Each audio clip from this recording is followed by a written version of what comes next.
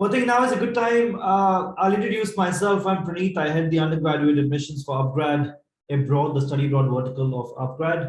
What we do here is that we work with some of the top 500 universities in the world to bring the curriculum online, to make sure that education across the world is more affordable, accessible, democratized. Uh, Personally, I have been a graduate of the University of Pennsylvania's Graduate School of Education. I started on a 100% scholarship. I did executive education from UPenn. I worked in the UN for a few years. I worked for a not-for-profit for a few years, and then I had my startup that I ran for about 7 years. And now I serve at upGrad as the head of undergraduate business. Now, you might have observed how I summed up upGrad abroad and I summed up myself in a couple of sentences. These things are called brands. So how you want someone else to perceive you is a larger version of the small narrative that you have around yourself. So if I say, hey, you know what, I want to be, so every time I introduce myself, I'm going to be mentioning that I am an alumnus of University of Pennsylvania. So that becomes my personal brand. I want to mention I work for the UN, and I want to mention that I'm an entrepreneur. So I will keep on mentioning that, hey, I was running my startup for 7 years. I want to mention that, I am very thorough with social work or community service, or I have served NGOs. So I mentioned that I've served a not-for-profit for a couple of years. So if I want to mention consistency, I also mention that, hey, you know what? I ran my startup for 7 years, so which means I'm devoted. I'm extremely invested. And now I am currently, serving as a business head at upGrad, which means I'm suddenly, moving my career trajectory from entrepreneurship to a jobs, which means when I move as an entrepreneur to a job, uh, the person hearing me out would realize that, hey, I don't think he's too married or too obsessed with the idea of entrepreneurship as much as he is with education, as much as everything links up to higher ed. His master's or his postgrad or his executive ed is in education. His startup was on higher ed, and now he's working for upGrad, which is a higher ed company. So personal brands are based on consistency, right? Personal brands would mean what values you represent, what experiences you've been through, what you've majorly worked on all your life, what you write or author as content, what do you present at conferences, at podcasts, at interviews, on LinkedIn posts, what do you keep talking about over and over and over again? And then finally, what do people notice the most about you? Is it how you're dressed? Is it your body language? Is it everything you talk about? Is it the grace with which you speak? Is it the articulation ability that you have? Is it how you strategize? Is it all mental? Is it all physical? Is it psycho-emotional? What is it about you? What does your individuality represent? That, everybody, is a personal brand. The good part is personal brand is largely in your hand. Nobody else controls it. And if you're asking me why is it important, here's why. In about two, so there's an entity in the world called World Economic Forum. It is by far one of the most credible organizations or autonomous bodies in the world that predicts economic trends, right? So the future of work in 2025, about 3 years of now, is that 65% of the jobs that will be there in 2025 do not exist, which means when you don't know they exist, you don't know what capabilities they would require for you to navigate those jobs. When you don't know what capabilities, you have no idea what are they going to be about and what do you want to learn in the now to be able to navigate or champion those jobs. And then you've got about 9.7 crore jobs that are going to be emerged as a new sector to work in because of the extreme involvement or intervention of machine learning, artificial intelligence, uh, you know, uh, when it comes to everything being automated, human roles are going to be moving out. So this morning I was reading an article on the Harvard Business Review of how Japan has started replacing human beings with robots to restock up their grocery stores. They've now got robots to make sure whether it's a store for clothes, whether it's a store for grocery, whether it's a store for drugs, Uh, the robots are, restocking the shelves. So you got the point, right? Every single thing is being automated. Every single thing.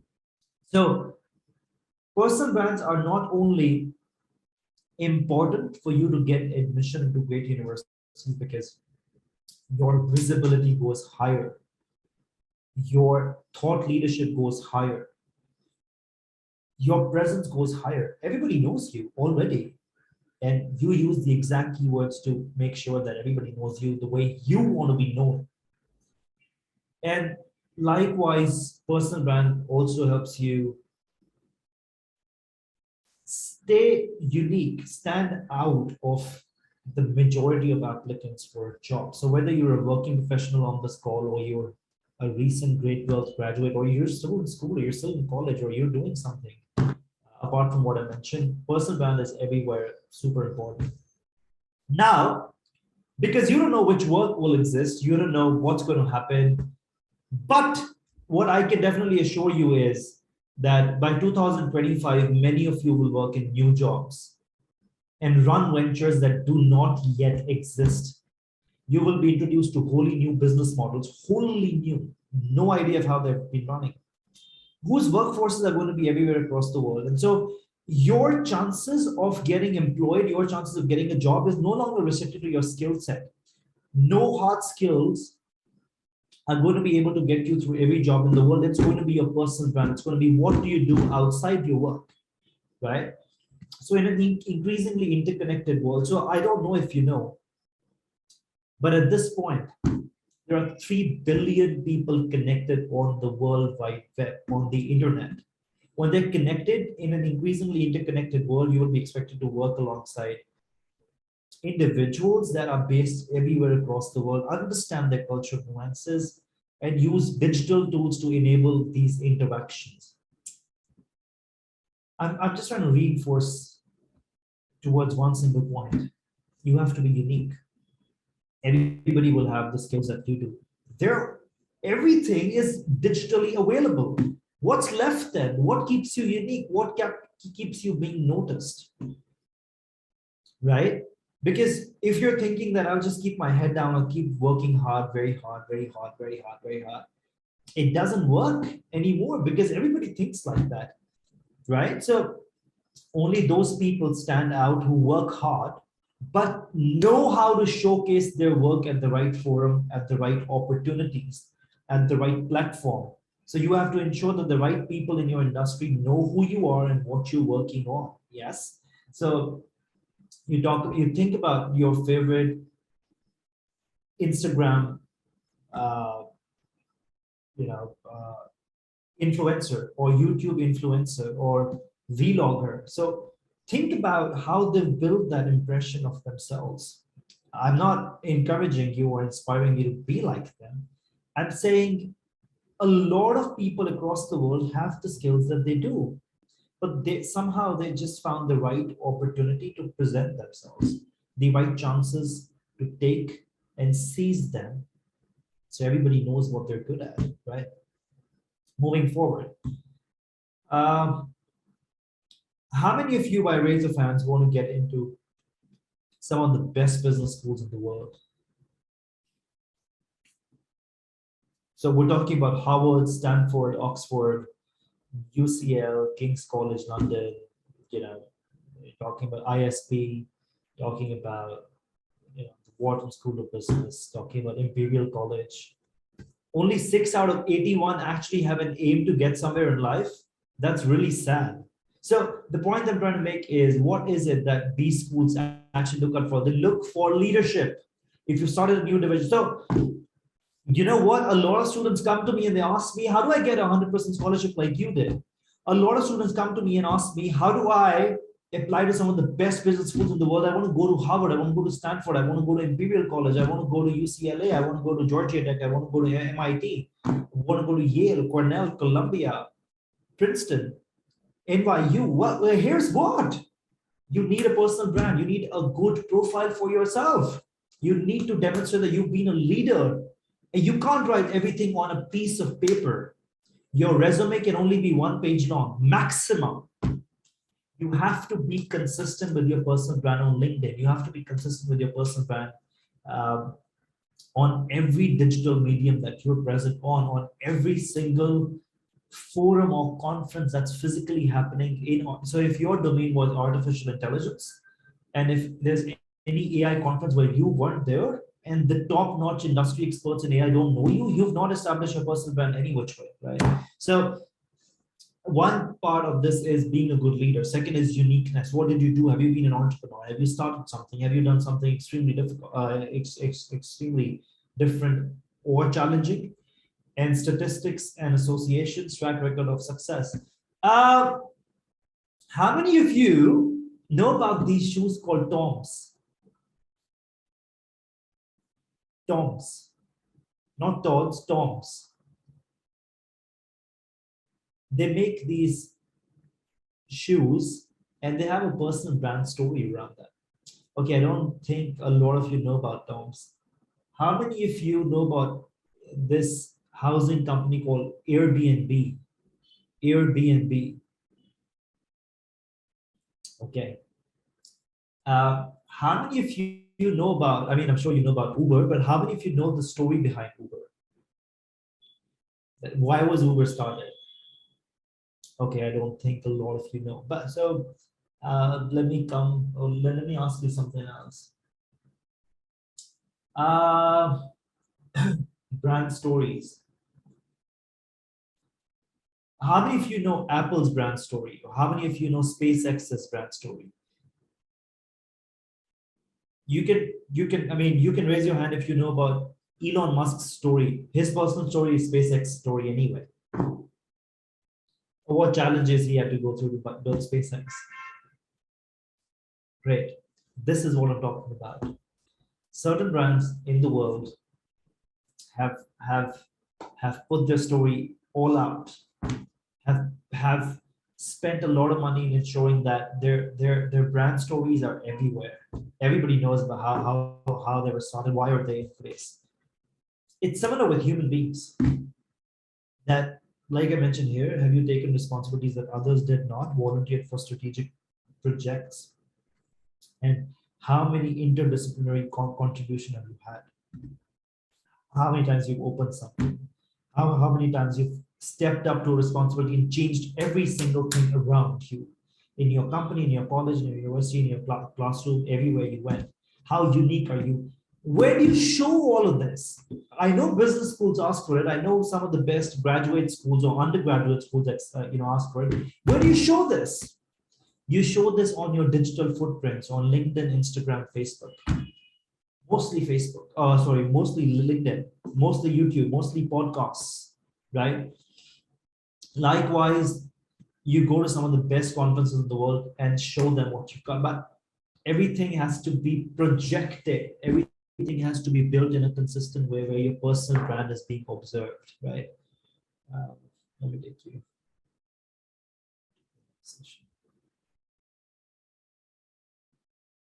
So these things are extremely important. One is the networking you do on LinkedIn, the networking you do elsewhere. Your personal brand can only be known if you know everybody in your industry. So the first suggest and I advise you guys to do is figure out which domain or which field of study you finally want to take up. Is it data science? Is it AI ML? Is it computer science? Is it cloud technologies? Is it IoT? Is it psychology? Is it architecture? Is it interior design? Start doing every single thing to ensure you've got online and offline networking built with some of the greatest people in that industry. You've got a learning ecosystem around you where you follow the Instagram pages, you follow the LinkedIn, you consume as much content on that, but you also create some of your own. You work with some of the top-notch interior designers or artificial intelligence experts, or you follow them. Everything has to converge because how many of you here know what thought leadership means? Not leadership.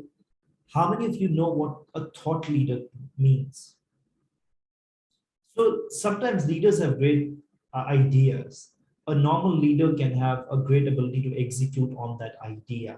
But a thought leader is someone who has the courage to express their ideas, to inspire every single person to do something about that idea and implement them. How many of you know this entrepreneur called Elon Musk? I want all 100 hands to be raised. There are 100 people on this webinar, and even if one single person does not know Elon Musk, it's really sad for Earth in general that there's someone like him and nobody knows about him. Right? So the point that I'm trying to make is Musk is a thought leader. When he started SpaceX, the world could reimagine that, hey, I can bloody move the world around. I can do any single goddamn thing I set my mind to. I can do any single thing with my, tears, blood, sweat. He built a private rocket company when nobody could imagine it. A private rocket company, not even a cargo company, a rocket company, right? So people like him are thought leaders. How many of you know about Barack Obama? Let me take you to this slide. You know about him, right? So Barack Obama occupied the office of the US president about 6 years ago. What was the last day for him in the US office? He still continues to inspire the world because it's his personal brand. He stands for inclusion. He stands for justice. He stands for equitable use of resources. He stands for the fact that if you're willing to work hard, everything will be in your favor. How many of you know about Obama's story? Can I know by a raise of hands? How many of you know about Obama's story? So Obama is a son to an African-American man, largely an African man who was studying in the US at some point, and a Hawaiian lady. So, his mother was from Hawaii. And so at some point, both Barack and his wife, Michelle, were kids to slaves and slave owners. So which means they come from a race which used to be enslaved by white men in America or across the world, right? From that point to being holding the highest civilian office in the United States, the most powerful country in the world, and becoming the most powerful man in the world, and occupying the office of the president of the United States from being a son or kid of slaves, is a story. He makes everybody have that courage, have that audacity, have that boldness that, hey, everything is possible in this world. And you know what he does to reinforce that? His books are called The Audacity of Hope. His book is called Dreams from My Father. His book is called his recent book is called A Promised Land. So he talks about hope, courage, dreams every single time, right? So that is what personal brand is, right? How many of you know the lady on the extreme bottom right? Her name is Malala. If there was, so can someone write on the chat box, if there was one word you had to come up with to explain Malala, what would that word be?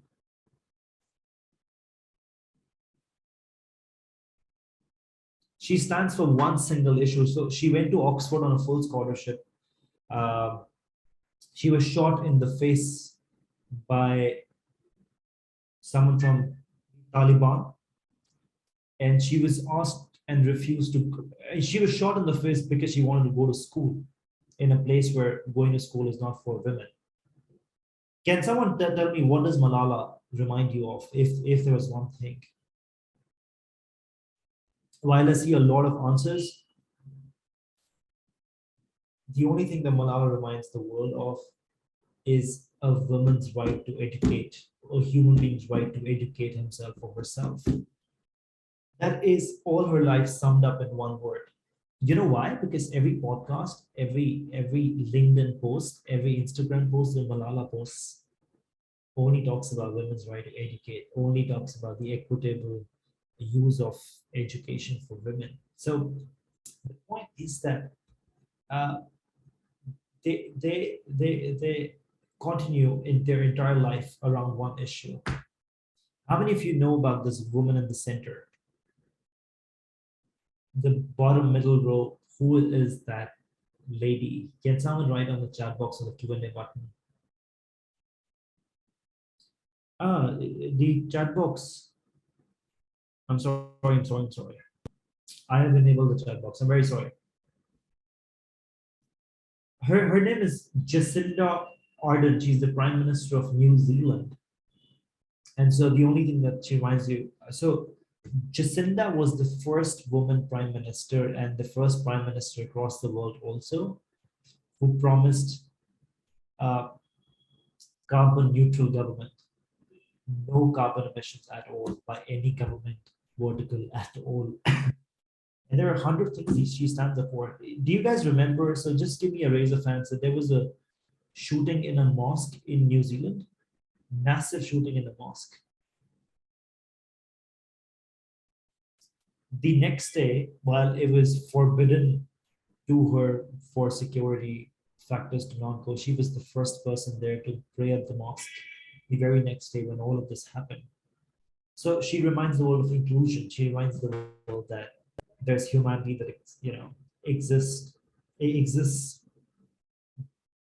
way before your position comes into the picture, way before your power or authority comes into the picture. So what I'm trying to explain to you is that their interactions with the world, similar to yours with universities, is so consistent that whenever someone talks about Jeshua or Akash Bandhari or Hamza Nadeem or Sarth or Saravna, Sai Charan or let's say Ashwin or Jivika or Kathir, the world will know what they are. How many of you know about Oprah? Oprah Winfrey, at a time when all US media shows used to be about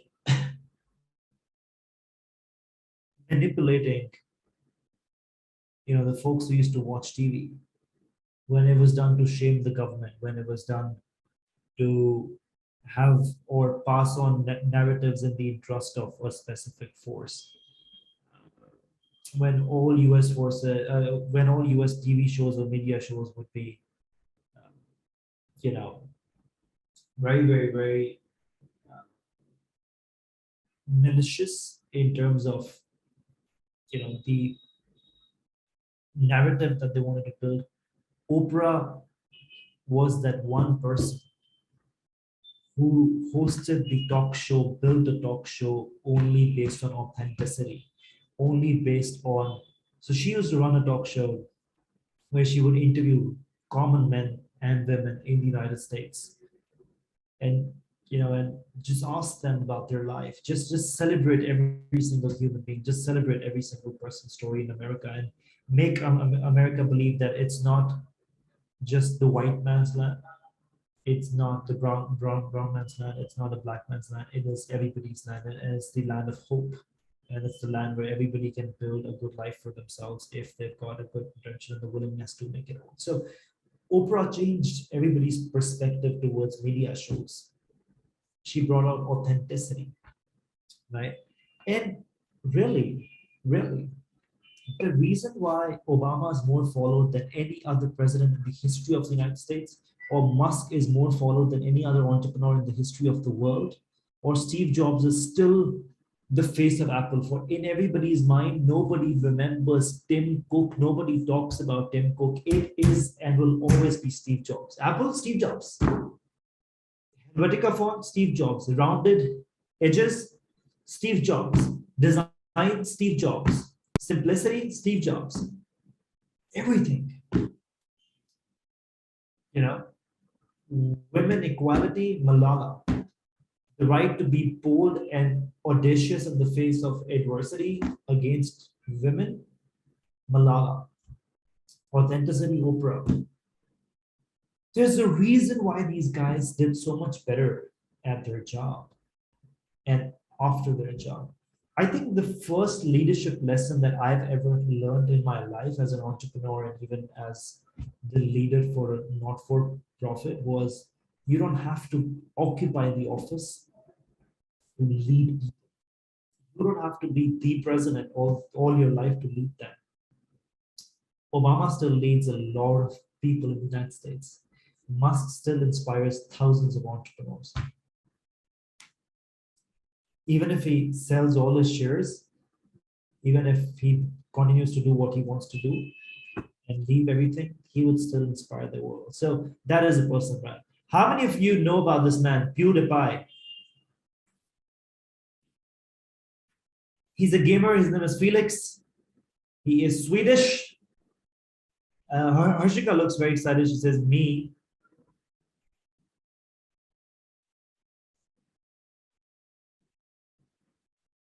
Right, so that is Felix's personal brand. The moment I said, do you know him? And he said, yes, he's a gamer.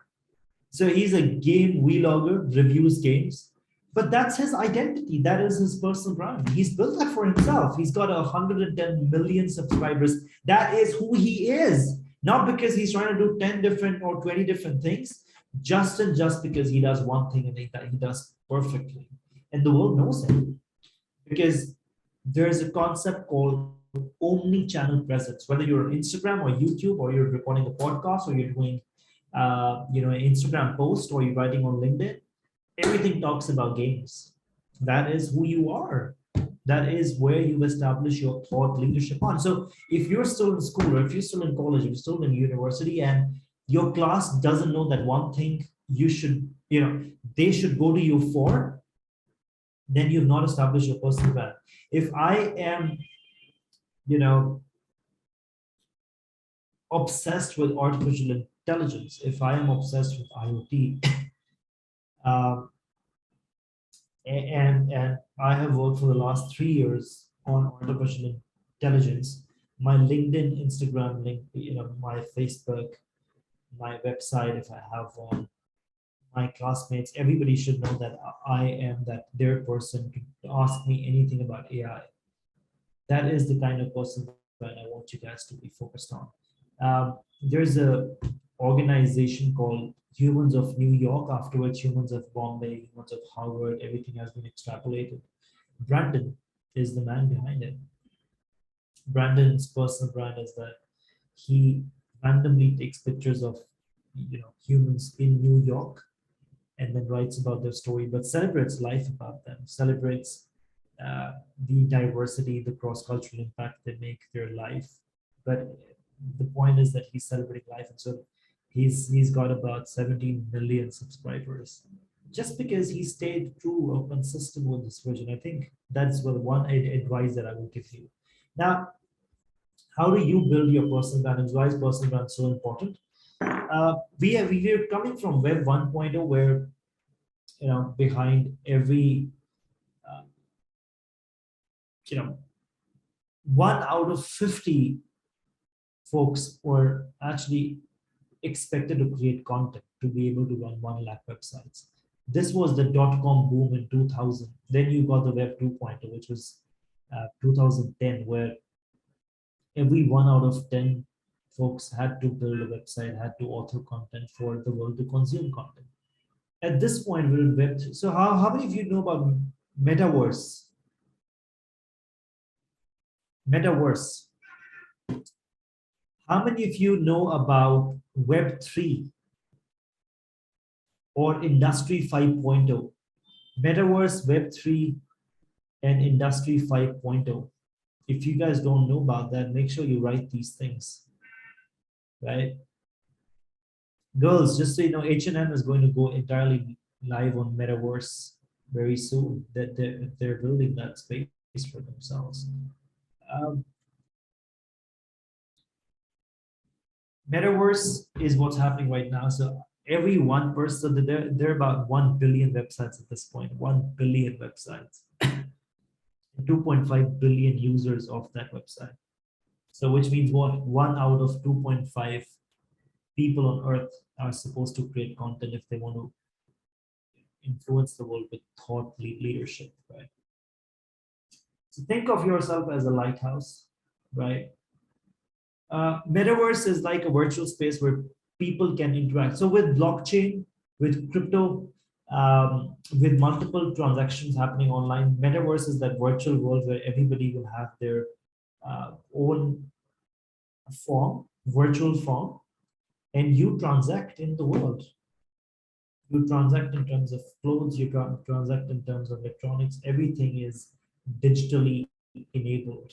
Every transaction, every interaction is going to have new digital means of happening. That is what metaverse is entirely powered by technologies like cloud, blockchain, artificial intelligence, machine learning, right? So everything is virtual. Everything comes to you in physical form, but the transactions are all virtual. There's limited physical interaction in the world anymore in a few years. That is what metaverse is, right? So there's a lot that's happening, and if you don't know that yet, you're probably going to be left out when it comes to universities finding the best talent in the world. So uh, lighthouse would mean that you're constantly emitting a signal about who you are, about you know who do you want or what do you want your brand to be like. So anywhere you walk in, any conference you go to, any stage you share, any podcast you record for yourself, any Instagram post that you like, you're a lighthouse always emitting light. How can you build your personal brand, right? One is ABCD. I will tell you what that means. Then is offline networking and external workshops. Third is LinkedIn networking. Fourth is content generation. I mentioned to you generating. So for every single attendee here, every single attendee, universities have started caring a lot about your digital footprint. In fact, how many of you have lately applied for a US visa? You know what US visa form asks you? To provide your LinkedIn, Facebook, and Instagram username. Multiple university recruiters now look at your Instagram pages, look at your now they can be locked, of course they're not going to be a fake follower for you, but the point is they look at how you established your identity. Your LinkedIn cannot be locked, right? They watch your LinkedIn. Your Facebook can be locked to a certain extent, so they watch your LinkedIn. They watch your digital footprint.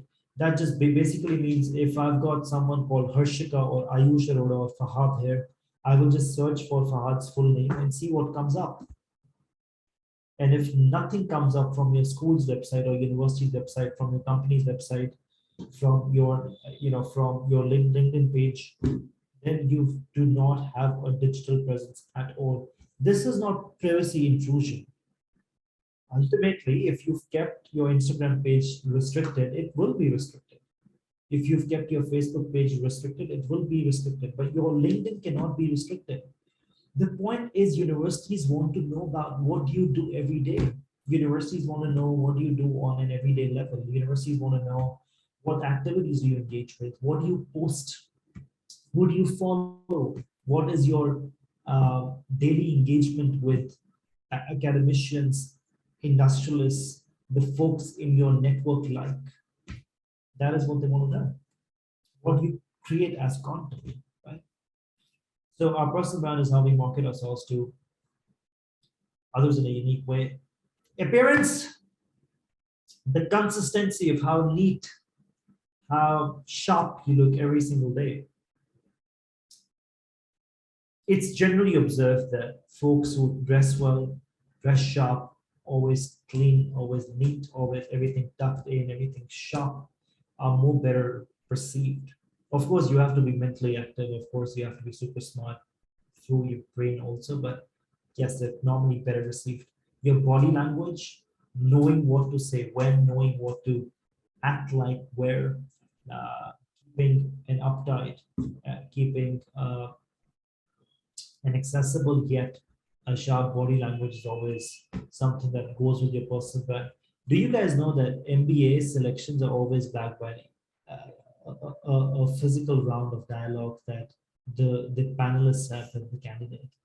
Universities like ISB, universities like Imperial College, Harvard B School, Stanford B School, they They speak to you, whether virtual or they call you, if it's doable, to the campus, and they speak to you. They want to see what's your body language like. Why do you think IAS or any UPSC exam is backed by a physical round where they meet you, they talk to you? They've already tested your intelligence twice, but they want to speak to you because your body language matters. And that's the only difference why some folks get recruited by McKinsey and some don't. Some folks get recruited by Apple and some don't. Some folks get recruited by Amazon or Google or Tesla or SpaceX is not Google, but supposedly Microsoft, and some are not. Every single thing matters. Third is communication and this thing called emotional quotient. How many of you know about emotional intelligence or emotional quotient, EQ? EQ, as simple as I can put it, is that understanding or sensibility in your mind to understand something when it's not being spoken about, but just to observe the emotions, or to speak up when you feel something is required to be spoken about without somebody having to ask you.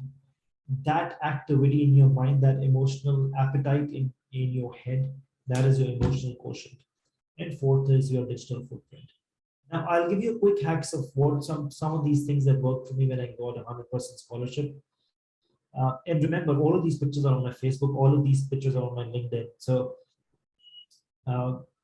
for a university to note these is very easy.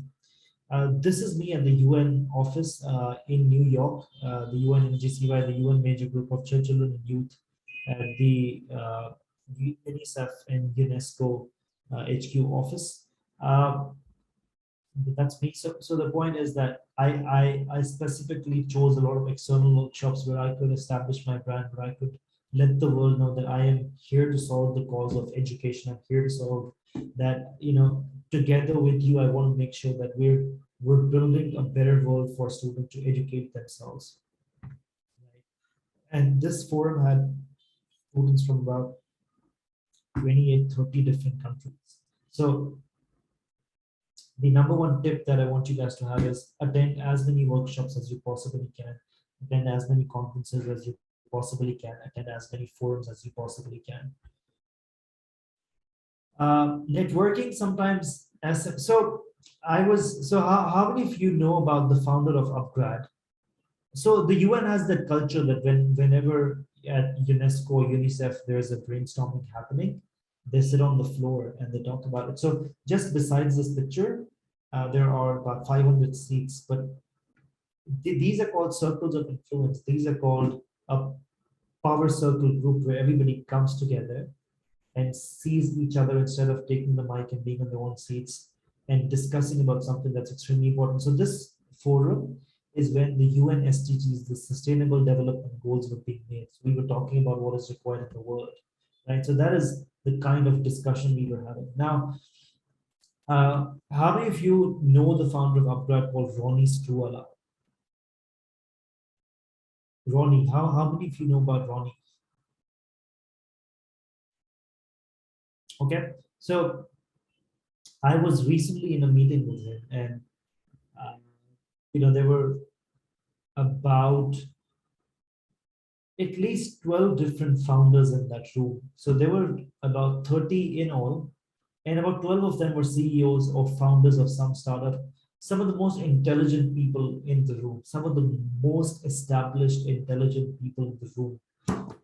And I thought, how do I make sure that everybody knows me and knows what I'm doing? So the goal is not to have me known. The goal is so that everybody knows what my personal brand is. Everybody knows where I come from. Everybody knows my story. Everybody knows what am I in this world for? What is my next step? Why am I in upGrad? What do I want to achieve with upGrad? And I thought and so I never got a chance to speak, but everybody who spoke up on the stage, every person out of those 30 know who person X or Y or Z is, the people who spoke on the stage.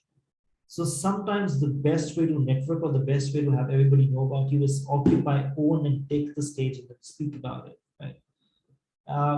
always make sure that you're taking the most intelligent seniors of yours, the most intelligent or brightest or wisdomous or the most coach-worthy faculty or staff in your school, college, university for a coffee meeting. Ask them about their perspective of the world. Ask them about what they think you should be doing, what they think what can they advise you to be a better version of yourself. So do that very often. These are some of the things that also help me. Uh, the picture on the left is in the US, the picture on the right is in Spain. I attended a lot of leadership conferences. These are on my resume, these are on my LinkedIn, these are on my Facebook. The fact that I want to be a leader, the fact that I want to be associated, identified, uh, and perceived as a leader.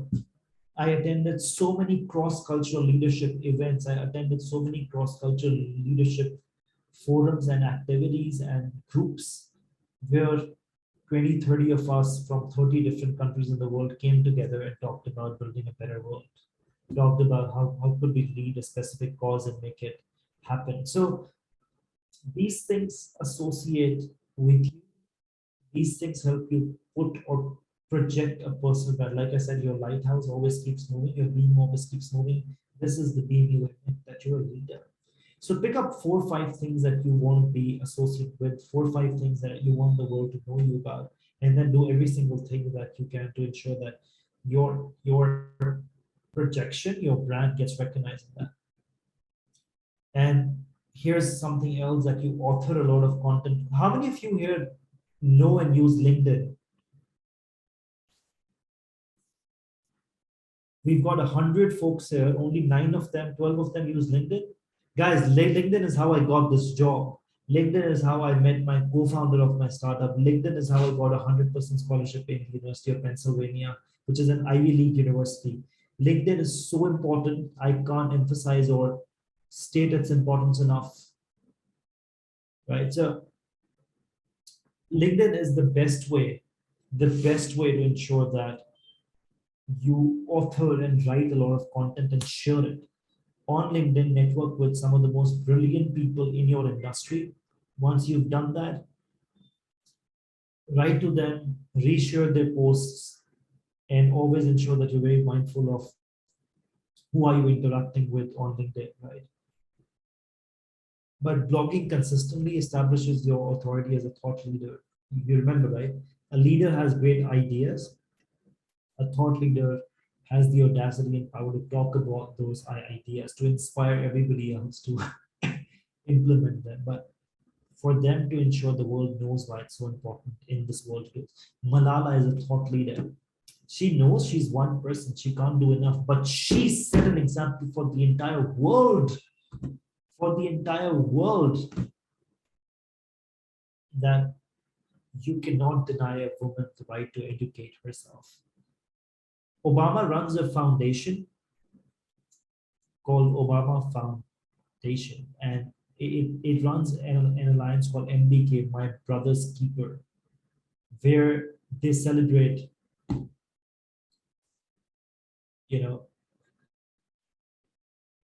every human ethnicity in America, where they celebrate the diversity of America, where they recognize that every single person in the US has the dignity and should have the respect to be recognized as much American as a white man. So there are so many things that everybody in this world keeps doing to exponentially advance their identity, their personal brand, with how they want the world to know them. Like I mentioned, Obama stands for inclusion. Obama stands for equity. Obama stands for fairness. Obama stands for a cross-cultural, dignified life. Right. Here is why LinkedIn is so goddamn important. One of the factors is that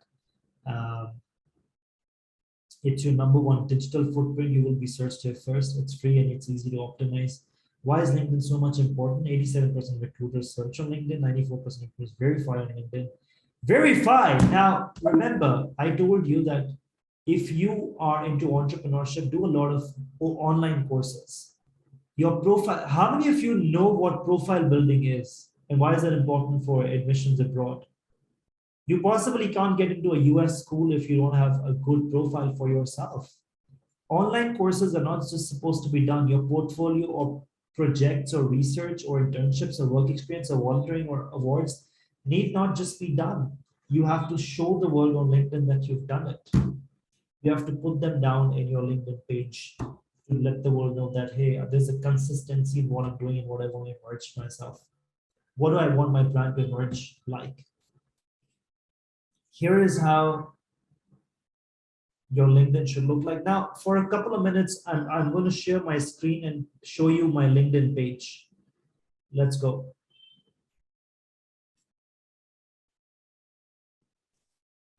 Sir Fahad have asked one question in the chat box. I know. Yeah, That he's in grade 11. What can we do, right? yeah. Sure, I answer that. But I will absolutely answer that, my friend. Don't worry about it. Let me just, uh, you know, run the content with you guys, and then I will eventually answer everything.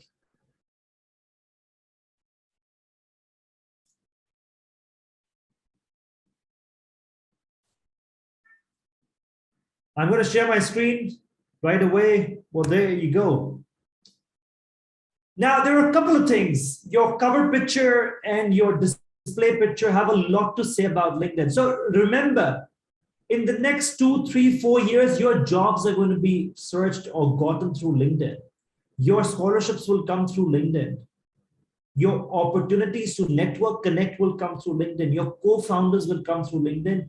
Your partnerships will come through LinkedIn. I get so many messages round the clock for partnerships on my, regarding or concerning or pertaining to the corporate role that I handle at upGrad. So every single thing, LinkedIn is going to be a medium for it. There is so much of influencership that goes around on LinkedIn.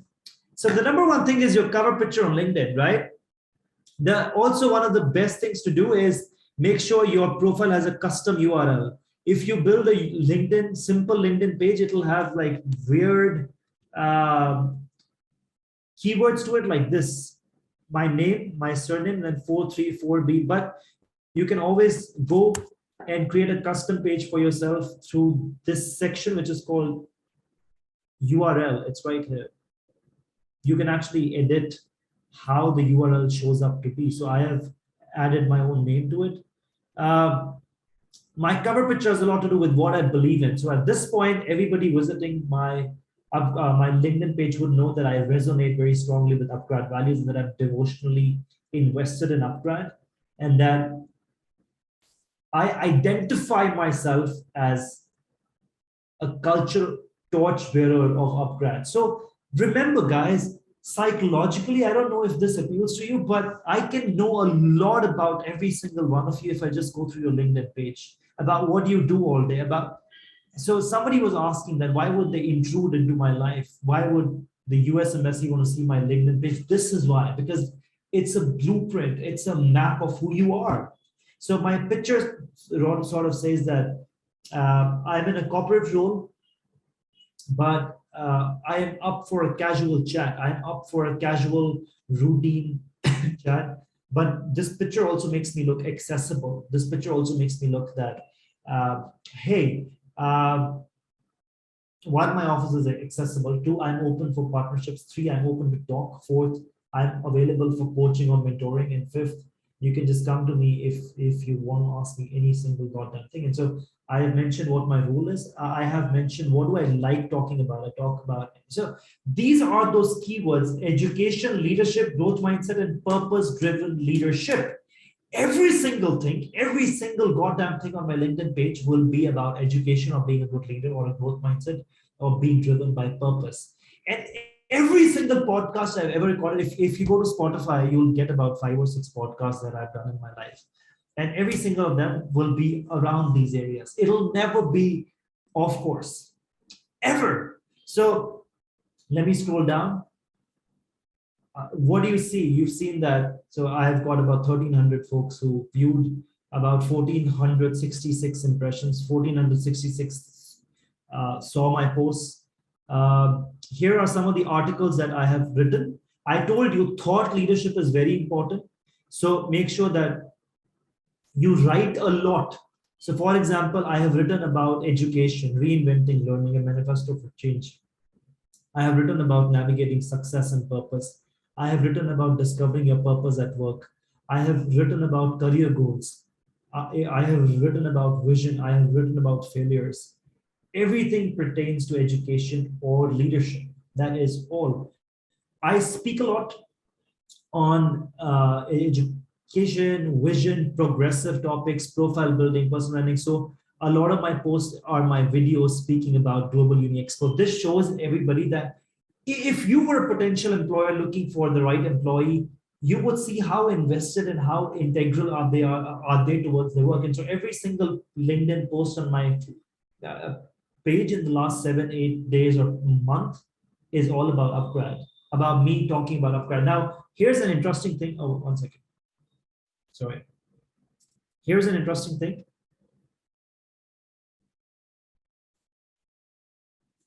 Every post I write starts with the vision of why I want to do certain things.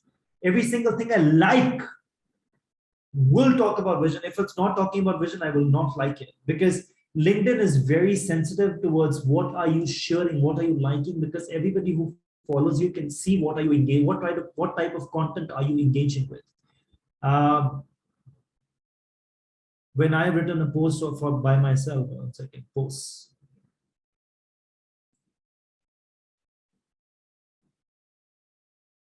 Let's see. So when I talk about something, I have mentioned the vision of why we're doing what we're doing in upGrad. I have written about why I'm doing or why we're doing the Global Uni Expos. I have written about what do I want to do with, what do I, what am I going to talk about at the expo? It's somewhere in India, and then I've written about my vision for youth. Look, as long as I am convinced that whatever I'm engaging with the writing has got to do with education, vision, being a leader, and where I want to take everybody in life, or how do I want to inspire myself or someone else,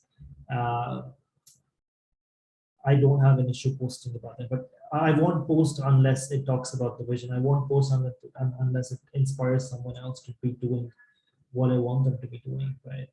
I'll take you back to my LinkedIn page. So here is your bio. Your bio is very important. Who do you, like I mentioned, personal brand is what? Personal brand is basically just letting everybody know what you want your brand to be. It's a narrative that you pass on down to the world to talk to them about. How should they know you? So I've written that I'm a founder of 2 startups in India.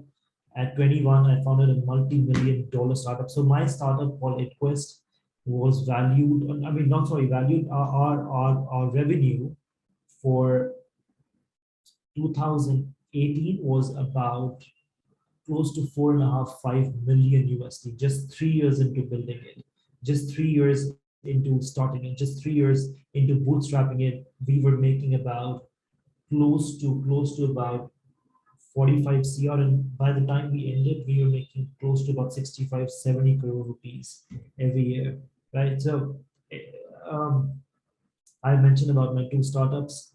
So remember that. If you look at this, my job right now is at a higher ed company. My second startup was an educational firm where I was doing idea accelerators and startup incubators into schools. My first startup was an educational startup where we made almost 8 million USD in 2 years, all in all. When I was serving a non-profit called ISEC, I did that for 3 years and 6 months. So with all my work experience, so I worked in New York, India, all of that. So I started working in the year of 2013 when I was 19 years old. Sorry, yes, I was 19 by then. I worked for 3 years and 6 months, and moved out as the CEO, then became a CEO again, then became a partner, and now I head. So this thing has a lot to talk about. the fact that you're a leader, that you've always been you've always been into a role where you've led from the front lines. And so that leaves a good lasting impression. Let's go back. I'm not here to sing glory for myself. I'm just trying to tell you how do I build my LinkedIn page. Regarding my I mentioned about my schooling, the fact that I was on the theater and editorial board. I've done so and so degree, and then I've done executive ed in global education entrepreneurship. Then I've done a lot of, so I've done almost 12 different licenses. Most of them, so here's interestingly the repetition of me doing leadership intensive things: business strategy, go-to-market strategy, being a business leader, agile management, operations management, negotiation, human capital management, strategy for business, negotiation, omni-channel strategy, mergers and acquisitions, equity, venture capital, business growth strategy. Everything is strategy, business growth, mindset, being a leader. And then there are certain skills that your colleagues or folks in your network will endorse you for, like being a leader and being a strategic planner. So you can choose 3 skills that are here. I have chosen for myself 29 skills that I have, including these all. Some of them are endorsed, some of them are not endorsed, like team management, organization development, being a leader, so on and so forth, right? And there you go. That is my LinkedIn page. Let me take you to the presentation. I'm just going to repeat why these sections are important. Number one is your profile, your introduction, basically, right? You can choose how do you want the world to know you? I mentioned that here's what I talk about, and here is what my role at upGrad is. You want them to know about you through your designation, or like the picture that is on your screen. Do you want them to know about you through your awards? Or do you want them to know you through your interests like I did? So make sure that you've chosen the right picture, cover picture. Make sure you've chosen the right picture for your display, because these things communicate and signal a lot about your personality.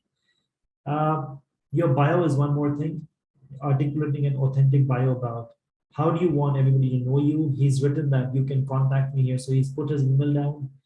He's mentioned that here's what he does. And his cover picture talks about his glories and how does he want the world to know him. There's no good and bad here. It's just everybody wants to be known for different things, right? Then it comes to your network, right? Your network is at the, how it can be managed is that you add people from your field, the most influential ones. Like if you're doing AI, then you use or add the AI experts from Google, add the AI experts from Apple, every single person, or your AI faculty members in IITs, in MIT, in UCLA, Stanford, Berkeley. Add them, follow their work, create some work on their own. If they don't accept your requests, just keep following their work. Then comes your content. What do you post? Here's something very important. So like Bren, who's an author, has mentioned that she's a researcher, storyteller, courage builder. Everything she creates or releases or authors as content, it has to be similar. Keep posting your achievements, keep posting your work, internship, extracurricular activities, keep writing your blog posts like I did on one topic or one field that you want to gain authority, that you want to gain thought leadership in. And then, of course, remember that everything that Bren meant. So if you go to Bren Brown's page, everything she mentions is on courage. There are books that she has called Daring Greatly. She has books on courage. She has books on being brave. Every book that she has is on courage. So that is the field of leadership and the field of our values and skills and capabilities and capacities that she wants to gain authority in. Here's an important part about followership, right? Networking. LinkedIn will have a first order contact, LinkedIn will have a second order contact, LinkedIn will have a third order contact. Suppose you've added me directly and I accepted it, I'm your first order contact. If you added me but I did not accept it, but I am friends or direct contact of someone you are directly connected to. I'm a second order connection for you. And third order is you know someone who knows someone who's directly connected with me. So first, second, or third order, any which way it is going to be, if as long as the person directly in touch likes your post or you like theirs, everybody can see you as long as you're a third order connection. See you as in they can so your activity or your posts or your content is visible to them if someone who they knows someone that is directly connected to you and liked your post. A third order connection can see it, which means if you know someone who knows the lead faculty at Apple or the artificial intelligence expert in Apple, and you've been doing at 17 years, 18 years, some exceptional work in the field of AI. You've researched, you've been to conferences, you're doing extremely good. You're building a startup which is AI powered at such a young age. Those Apple folks can see your post as long as someone they know is liking it. So be very mindful about when you're liking a post, when your network gets to know about what kind of content you engage with or repost and create. It sets your brand. If you want to be an expertise holder in data science, everything you are liking or engaging with has to be at least revolving around that. Then engaging with content I've told you. So, and then there's this little thing called omni-channel consistency or omni-channel presence, that if Tony Robbins, who's world's #1 life coach, um, everything he writes is about being a leader, about building better financial position, being a better successful coach, taking the right decisions, breaking through brain health, breaking through financial health, so on and so forth. So the first page is YouTube, the second page is podcast, the third page is a post on LinkedIn. Everything, everywhere, it's omni-channel, which means if you're a vlogger, everywhere, Facebook, Instagram, LinkedIn, YouTube, you're there.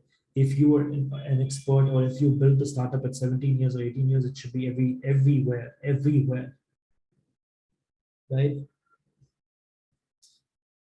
Here's the next thing. Your 30-day action plan is know yourself, know your audience, select one platform where you want to work on. Know yourself is what you really want to pursue. Do you want to pursue AI or DS? What are your values like? Do you want to talk about being a leader? Do you want to talk about success? Do you want to talk about higher ed? Do you want to talk about games? Whatever. And know your audience. If it's on YouTube, then build a page on YouTube. If it's on LinkedIn, then build a page on LinkedIn. If it is on Facebook, then build a page on Facebook. So the point is that I have to be very careful where you're going. Initial days are going to be hard, but remember, again, I found my co-founder on LinkedIn. I found 100% scholarship or connected to the person who helped me get it on LinkedIn. I got upGrad's job on LinkedIn. Everything. Some of the world's best jobs and best opportunities also never go online, as in they're never listed. My job or my startup's co-founder strategy or the scholarship was never listed on LinkedIn. I just found it through a connection because someone wrote about something without officially posting it. So sometimes and the moment Dr. Jennifer, who helped me get the scholarship, she saw my LinkedIn page, she saw my story, she asked me, she all said she offered me that I should apply for the scholarship. The point is you have to build a brand so contagious that you can't be ignored. If you're applying for scholarship, your digital footprint is so strong, your LinkedIn is so strong, your personal brand is so strong everywhere in every office. So for example, if you ask about me in my office, they will remember me as the person who's always dressed in a suit. They would remember me as the person who hosts a lot of webinars, as the person who heads the undergraduate division, as the person who is there in each webinar of upGrad, as the person who's very influential with strategy making, who's very influential in coaching, guiding, mentoring everybody, who's very involved in counseling, who's very involved with marketing, PR, so on and so forth. So sometimes your brand is so influential, it's so powerful, it's so contagious that everybody knows those 4 or 5 words that you want everybody to know you with, about your body language, about where you come from. Everybody knows I am a brand of UPenn. Everybody knows I have, I'm being an entrepreneur. So these things are important because whenever it's the right opportunity that they have for you, they will remember that you're the right one for it. So you have to have ample evidence that you're the right fit for certain things that you want to be the right fit for. But that would help if you don't have your brand out there. Thank you so much. It's been an absolute pleasure addressing you. I can take some questions through you, for you, from you. Which factor do you think, apart from academics, do foreign universities seem to look for so that we can get a scholarship? One is profile building, of course, your digital footprint, everything.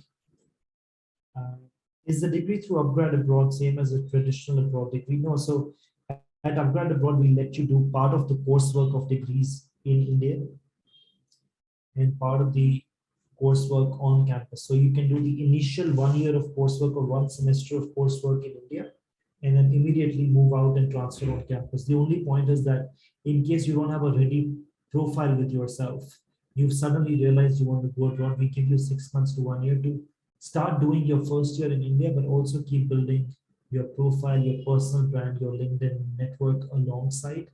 And by the time that you go there, you're fully ready academically, you're fully ready in terms of your career, you're fully ready in terms of part-time work to champion the academic and work life, you know, outside wherever you're going. So that is how upgrad abroad is different. So if you want to do MS or MBA, if you want a master's degree also, we make sure that uh, we democratize the setup. So you start the coursework in India, but then can enter into 35 different universities across the world, choose after 1 year, right? My colleague um, Arushi has posted a link. I can do that again for you guys, where you can join our community so you can know more about our events, our engagements, our webinars, time on, time on. We put a feedback form. Please make sure that you fill. Yes, of course. Please feel free to, uh, add me on LinkedIn. You can engage with me on LinkedIn, but make sure that you're very careful and very conscious about your LinkedIn page. It is something that you should give a lot of priority to for at least the next 3, 4, 5 years. Because you don't know what jobs are going to be there. All you know is that personal brand has to be unique. So people know that you're worth hiring. They know you've got great communication skills. They know they've got, so a few things why I do certain things. I post a lot of my videos talking about stuff on LinkedIn so everybody knows I have good communication skills. All my profile, my articles, my open courses are based on leadership. My past roles have always been of a CEO or co-founder or business head. So those are 3, 4 things. So communication skills, being a good leader, and then I consider myself to be a good, to be really good with sales. So in all of the work experiences that I have mentioned, I've always mentioned how much sales figure did I get. So these things are really important. So make sure that you're doing that on LinkedIn. But then remember, what do you really want from yourself? Which brand do you want to set forth? Would you prefer seeing in the LinkedIn file of a bachelor interested in STEM courses? What would you prefer? I think your research in technology, I think your interest in a field of science or technology or economics or engineering, and a consistency in what you've been doing. There was someone who asked me about schools that, I'm in grade 11 and what do I currently do? I'll show you someone's page here. I met with someone called Divya Sijwali. Divya is a grade 11 student, was a grade 11 student when I met her. She's as old as, I think, 17 or 18. I will show you her LinkedIn page. And she's someone who can role model the idea that LinkedIn is going to be extremely orchestrative. She's in grade 11. Her cover picture, I don't know what does it have to say, but sort of shows that she's not a typical student, that she's probably in some student club or some entrepreneurial club or some debating club. She's a founder at a community service or a social enterprise. She's a student advisor. She's attended the Harvard Youth Lead for Change conference. She is the head of events and PR at Youth Action Hub. She writes, and she was featured on Wharton. Wharton is the #3 business school in the world. She runs a startup, so she's had different press releases on her, different press mentions of her. There is an ambassador. She's attended Harvard. She's doing an IBDP right now. She's on the Tagore International. She started in Tagore. She's been endorsed for skills. A lot of her ex-teachers have given her endorsements, right? This means a lot of things. She's on the editorial board. She's done Harvard Youth Lead the Change Conference. She's the CEO of Tyrone. So she has a student enterprise that makes almost, I think, 7-8 lakhs a year. She has a shoe company that makes shoes from recycled rubber from tires. So she's won awards of 25 under 25 in the Harvard Business School. Harvard Business School 25 under 25, right? The Queen's Commonwealth Essay Competition Top 20 under 20. She's had 14 awards to her name. Someone was asking me, what do I do if I'm in grade 11? This is what you do. Don't copy her, but imagine if I was Harvard University's admission officer, who would I choose? Any day, any day. She's had the best sustainable idea at FedEx, National Business Model Competition, finalist at India's Future Tycoon, winner of collegiate quiz by Scholarly. So many different things, right? So hope you got the point, right? Is there any question that you guys have at all?